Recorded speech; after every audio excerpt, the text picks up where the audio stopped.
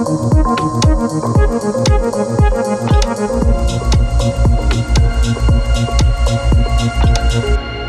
vu qu'il y avait des gens dont le travail, c'était d'étudier la communauté scientifique. Et donc, dès mes études de premier cycle, j'avais une cible, c'était de devenir professeur d'université, puis de nous étudier, de comprendre comment on fonctionne, ce qu'on fait de bien, puis ce qu'on fait de moins bien aussi.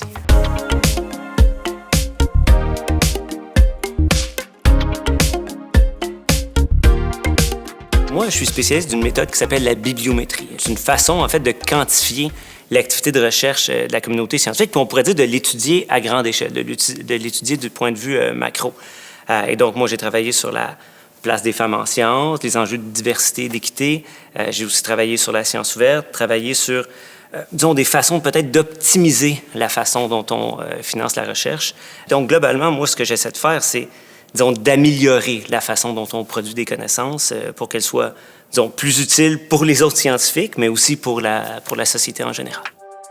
Un autre des objets d'étude sur lequel je travaille, c'est la question du multilinguisme en sciences. Donc, depuis à peu près une cinquantaine d'années, tous les scientifiques du monde, que ce soit en France ou au Japon, ont convergé vers la rédaction scientifique en anglais. Ce qui a évidemment des avantages, mais qui amène quand même, on pourrait dire, un certain appauvrissement de la façon dont on produit des connaissances. Puis là, je vais donner un exemple très précis. L'économie du Québec.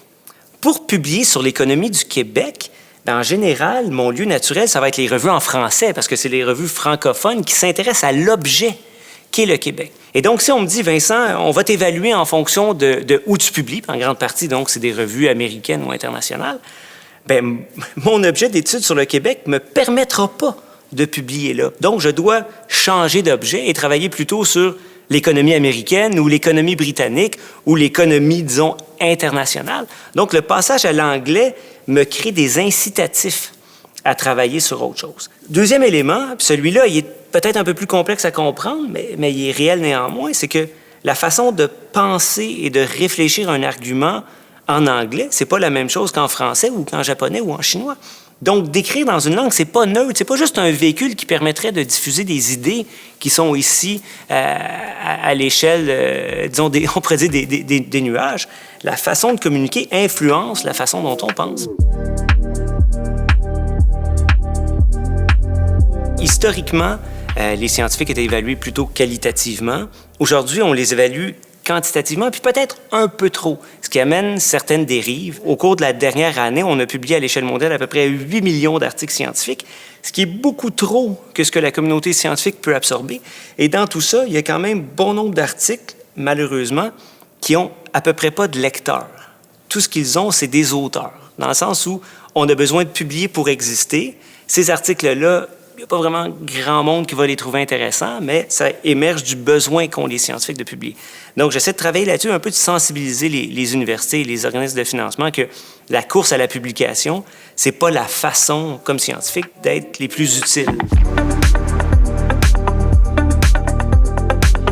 L'impact de mes travaux, par exemple, sur la science ouverte, c'est de faire en sorte que le grand public, mais aussi les groupes, disons, de professionnels ont accès à la littérature scientifique. Donc, historiquement, qui avait accès à la littérature?